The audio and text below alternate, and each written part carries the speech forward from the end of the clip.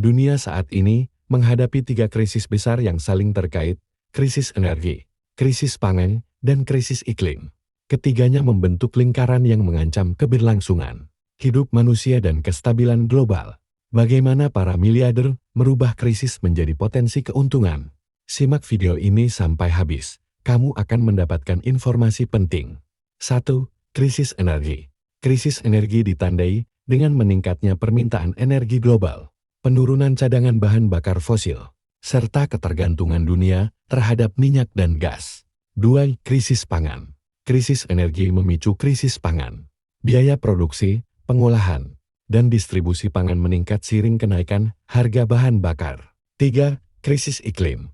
Perubahan iklim adalah pemicu sekaligus hasil dari krisis energi dan pangan. Pembakaran bahan bakar fosil untuk energi melepaskan emisi gas rumah kaca, memperparah pemanasan global. Dilansir dari investor.ai, krisis energi, pangan, dan iklim kini menjadi sorotan utama pemerintah dunia, termasuk Indonesia.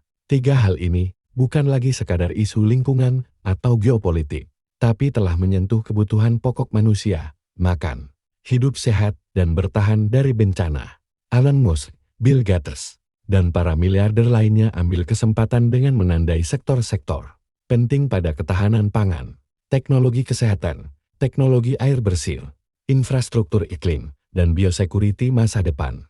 Inisiatif yang dilakukan oleh para miliarder di tengah krisis ini juga dapat diikuti oleh investor retail melalui pasar saham, baik saham lokal maupun saham Amerika, mengingat sektor-sektor tersebut merupakan kebutuhan pokok manusia dalam bertahan hidup seperti ketersediaan air bersih dan distribusi alat kesehatan. Simak aksi dan saham-saham apa saja yang bisa mulai dipertimbangkan untuk memanfaatkan kesempatan di tengah krisis. 1. Food security dan agritech, misalnya saham BEN. Anomali iklim yang terjadi selama beberapa tahun terakhir tak dapat dipungkiri sangat memengaruhi kualitas dan kuantitas hasil panen, sehingga krisis pangan sangat rentan untuk terjadi. Oleh karena itu, ketersediaan rantai pasok supply chain harus terus dijaga. Sebagai salah satu solusinya, Bill Gates diam-diam menjadi pemilik lahan pertanian terbesar di AS dengan total mencapai 270 kh di 17 negara bagian. Inisiatif ini mulai dilakukan Gates pada tahun 2017 dengan mengakuisisi secara masif aset-aset dari Agricultural Company of America (ACOA). Akuisisi ini diestimasikan menghabiskan biaya lebih dari $133 miliar. Terdapat 2 tujuan utama yang ingin dikerjakan oleh Gates melalui investasi jumbonya ini: investment in regenerative dan vertical farming. Hal ini bertujuan untuk lahan pertanian lebih tahan terhadap berbagai perubahan cuaca, membutuhkan lebih sedikit air, dan tetap bisa menghasilkan panen yang berkualitas secara berkelanjutan. Tech-driven set innovation. Hal ini bertujuan untuk mendukung R&D dalam menciptakan hasil panen yang tahan banting, sekalipun di cuaca ekstrim.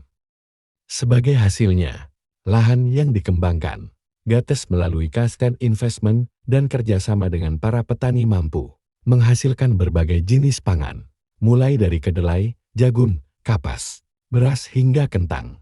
Walaupun demikian, salah satu tantangan yang dihadapi oleh Gates adalah terkait tuduhan monopolisasi lahan yang bisa mengganggu kewenangan dari para petani lokal, kesempatan investor, lahan yang tahan banting terhadap perubahan iklim serta inovasi teknologi pangan yang dilakukan. Gates melalui Breakthrough Energy Ventures turut menggandeng perusahaan lain seperti Beyond Meat BYND. Jika kerjasama ini terus berkembang, BYND berpotensi memperoleh benefit dengan bertambahnya permintaan. 2. Health Biosecurity, misalnya ILM and mRNA. Gagasan ini diusung oleh Jeff Bezos serta Bill Gates yang berawal dari pelajaran ketika COVID-19 pada tahun 2020 silam. Krisis pandemi kemarin menunjukkan bahwa masih terdapat kerentanan dalam sistem kesehatan global yang harus diperbaiki. Ada 3 key initiatives yang dilakukan Bezos dan Gates: investment in labs, vaccines, dan biotech startups. Gates Foundation menggelontorkan pendanaan jumbo ke beberapa perusahaan health tech, sedangkan Bezos berinvestasi ke perusahaan biotech seperti Initi, Bioteknologi UBX, dan Grail. Kedua perusahaan ini berfokus pada riset anti-aging dan deteksi kanker sejak dini. Pandemic Surveillance Systems, fokus penggunaan AI dan Business Intelligence BI, data untuk mendeteksi potensi outbreak sebelum terjadi penyebaran masif. Focus on Public Health Systems, mencakup pengawasan biosurveillance hingga distribusi vaksin, sehingga penanganan bisa lebih cepat jika terjadi outbreaks. Kesempatan investor. Investor dapat mempertimbangkan untuk mengamati Biotes ETFs misalnya, Isyarus Nasdaq Bioteknologi, ETF EDB, ataupun ARK, Genomic Revolution ETF ARK.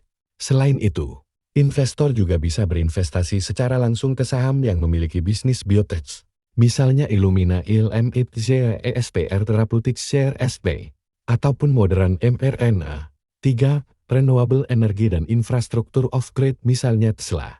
Ketergantungan suatu negara yang berlebihan terhadap energi fosil tak hanya membuat kondisi iklim makin memburuk, namun juga mengakibatkan negara tersebut lebih rentan terhadap gejolak geopolitik. Oleh karena itu, perkembangan energi baru terbarukan EBT dapat menjadi solusi yang seimbang, baik untuk meningkatkan kualitas udara, mengurangi emisi serta alternatif investasi yang menguntungkan. Hal inilah yang dilakukan oleh Elon Musk melalui perusahaan yang didirikannya, yakni Tesla dan SolarCity. Musk berfokus pada pengembangan baterai storage dan energi grid teknologi sehingga membuatnya sebagai pionir di bidang revolusi hijau.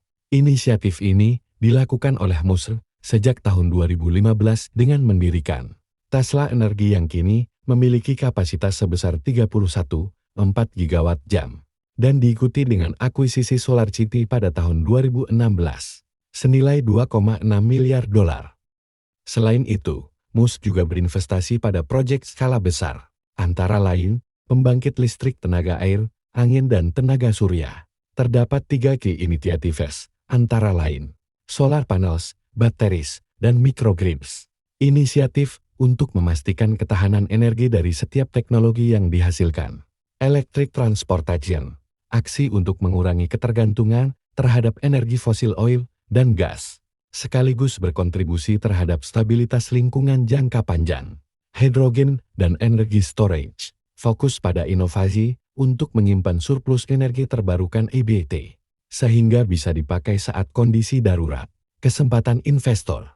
Investor dapat berinvestasi pada Clean Energy ETFs, misalnya Isyarus Global Clean Energy ETF ICLN dan Invesco Solar ETF VAN.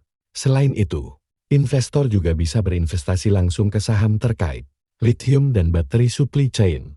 4. Data decentralized dan jaringan komunikasi misalnya BTC. Kehadiran infrastruktur digital yang bersifat decentralized sangat dibutuhkan untuk memastikan agar tiap orang bisa terhubung. Kondisi inilah yang dimanfaatkan oleh Jack Dorsey yang diawali dengan pendirian Twitter pada tahun 2006 dan Square. Kini telah berganti nama menjadi Block. Ini pada tahun 2009 silam.